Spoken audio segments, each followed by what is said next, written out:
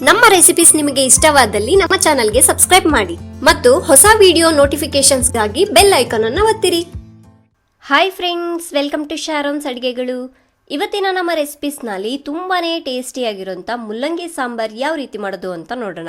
ಬೇಕಾಗಿರುವ ಸಾಮಗ್ರಿಗಳು: 1/4 ಕಪ್ನಷ್ಟು ತೊಗರಿಬೇಳೆನ ಒಂದು 10 ನಿಮಿಷ ನೀರಲ್ಲಿ ನೆನೆಸಿಟ್ಕೊಳ್ಳಿ. 1/4 ಕಪ್ನಷ್ಟು ಹುಣಸೆ ರಸ, 1 ಮೀಡಿಯಂ ಸೈಜ್ ಟೊಮೆಟೊನ ಕಟ್ ಮಾಡಿ ಇಟ್ಕೊಳ್ಳಿ. 1 ಮೀಡಿಯಂ ಸೈಜ್ ಈರುಳ್ಳಿನ ಸಣ್ಣದಾಗಿ ಕಟ್ ಮಾಡಿ ಇಟ್ಕೊಳ್ಳಿ. 1/4 ಕಪ್ನಷ್ಟು ಹಸಿ ಕೊಬ್ಬರಿನ ಕಟ್ ಮಾಡಿ ಇಟ್ಕೊಳ್ಳಿ. ಸ್ವಲ್ಪ ಕೊತ್ತಂಬರಿ ಸೊಪ್ಪು, 1 ಇಂಚಿನಷ್ಟು ಹಸಿ ಶುಂಠಿ, 1 ಟೀ ಸ್ಪೂನ್ ನಷ್ಟು ಸಾಂಬಾರ್ ಪುಡಿ. ಸಾಂಬಾರ್ ಪುಡಿ ಯಾವ ರೀತಿ ಮಾಡಬೇಕು ಅಂತ ಕೆಳಗಡೆ ಡಿಸ್ಕ್ರಿಪ್ಷನ್ ಅಲ್ಲಿ ಲಿಂಕ್ ಇದೆ, ನೀವು ನೋಡಬಹುದು. ಅರ್ಧ ಟೀ ಸ್ಪೂನ್ ನಷ್ಟು ಸಾಸಿವೆ, ಅರ್ಧ ಟೀ ಸ್ಪೂನ್ ನಷ್ಟು ಜೀರಿಗೆ, ಸ್ವಲ್ಪ ಕರ್ಬೇವಿನ ಸೊಪ್ಪು, 1/4 ಟೀ ಸ್ಪೂನ್ ಅರಿಶಿನ ಪುಡಿ, 1 ಟೇಬಲ್ ಸ್ಪೂನ್ ನಷ್ಟು ಅಚ್ಕಾರದ ಪುಡಿ, 1 ಒಣಗಿದ ಮೆಣಸಿನಕಾಯಿ, 1 ಚಿಟಿಕೆ ಹಿಂಗ್, 6 ರಿಂದ 7 ಬೆಳ್ಳುಳ್ಳಿ ಎಸ್ಲು, 1 ಟೇಬಲ್ ಸ್ಪೂನ್ ನಷ್ಟು ಎಣ್ಣೆ, 1 ಮೂಲಂಗಿನ ಈ ರೀತಿ ಕಟ್ ಮಾಡಿ ಇಟ್ಕೊಳ್ಳಿ, ಮತ್ತೆ ರುಚಿಗೆ ತಕ್ಕಷ್ಟು ಉಪ್ಪು. ಇವಾಗ ಒಂದು ಕುಕ್ಕರ್ನಲ್ಲಿ ನೆನೆಸಿಟ್ಕೊಂಡಿರೋ ತೊಗರಿಬೇಳೆನ ಹಾಕಿ ಇದಕ್ಕೆ 2 ಕಪ್ನಷ್ಟು ನೀರನ್ನ ಹಾಕಿ 1 ಟೀ ಸ್ಪೂನ್ನಷ್ಟು ಎಣ್ಣೆನ ಹಾಕಿಬಿಟ್ಟು ಕುಕ್ಕರ್ ಮುಚ್ಚುಳನ ಮುಚ್ಚಿಡಿ. 2 ವಿಷಲ್ ಕೂಗಿಸಿ 2 ವಿಷಲ್ ಆದಮೇಲೆ ಸ್ಟವ್ನ ಆಫ್ ಮಾಡ್ಕೊಳ್ಳಿ. ಇವಾಗ ಒಂದು ಮಿಕ್ಸಿ ಜಾರ್ಗೆ ಹಸಿ ಕೊಬ್ಬರಿ, ಬೆಳ್ಳುಳ್ಳಿ, ಹಸಿ ಶುಂಠಿ, ಕೊತ್ತಂಬರಿ ಸೊಪ್ಪು, 1/4 ಕಪ್ನಷ್ಟು ನೀರನ್ನ ಹಾಕಿಬಿಟ್ಟು ನುಣ್ಣಗೆ ಗ್ರೈಂಡ್ ಮಾಡ್ಕೋಬೇಕು. ನೋಡಿ, ಈ ರೀತಿಯಾಗಿ. ಕುಕ್ಕರ್ ಪ್ರೆಷರ್ ಹೋದ್ಮೇಲೆ ಮುಚ್ಚುಳನ ತೆಗೀರಿ. ಬೇಳೆನೆಲ್ಲ ನೀಟಾಗಿ ಮ್ಯಾಶ್ ಮಾಡ್ಕೋಬೇಕು ಈ ರೀತಿಯಾಗಿ.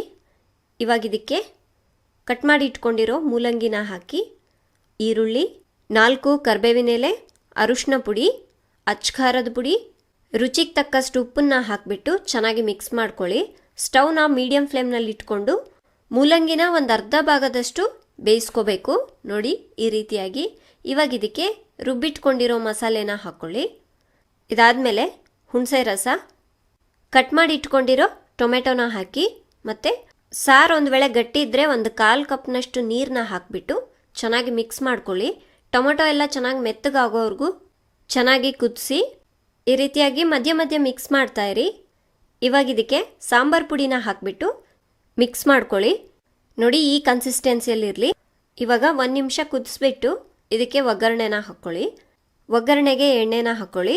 ಎಣ್ಣೆ ಕಾದ ನಂತರ ಸಾಸಿವೆ ಮತ್ತು ಜೀರಿಗೆ, ಬೆಳ್ಳುಳ್ಳಿ, ಒಣಗಿದ ಮೆಣಸಿನಕಾಯಿ, ಕರ್ಬೇವಿನ ಸೊಪ್ಪು, 1 ಚಿಟಿಕೆ ಹಿಂಗನ್ನು ಹಾಕಿಬಿಟ್ಟು ಚೆನ್ನಾಗಿ ಮಿಕ್ಸ್ ಮಾಡ್ಕೊಳ್ಳಿ. ಇವಾಗ ಈ ಒಗ್ಗರಣೆನ ಸಾಂಬಾರಿಗೆ ಹಾಕಿಬಿಟ್ಟು ಚೆನ್ನಾಗಿ ಮಿಕ್ಸ್ ಮಾಡ್ಕೊಳ್ಳಿ. ಈ ಮೂಲಂಗಿ ಸಾಂಬಾರು ತುಂಬಾ ಟೇಸ್ಟಿಯಾಗಿರುತ್ತೆ. ಮೂಲಂಗಿ ಯಾರಿಗೆ ಇಷ್ಟ ಇರಲ್ವೋ ಈ ಸಾಂಬಾರನ್ನ ಮಾಡಿ, ಖಂಡಿತವಾಗ್ಲೂ ಇಷ್ಟ ಆಗುತ್ತೆ. ನೋಡಿದ್ರಲ್ವಾ, ತುಂಬಾ ಈಸಿಯಾಗಿ ಟೇಸ್ಟಿಯಾಗಿರೋವಂಥ ಮುಲ್ಲಂಗಿ ಸಾಂಬಾರು ಯಾವ ರೀತಿ ಮಾಡೋದು ಅಂತ.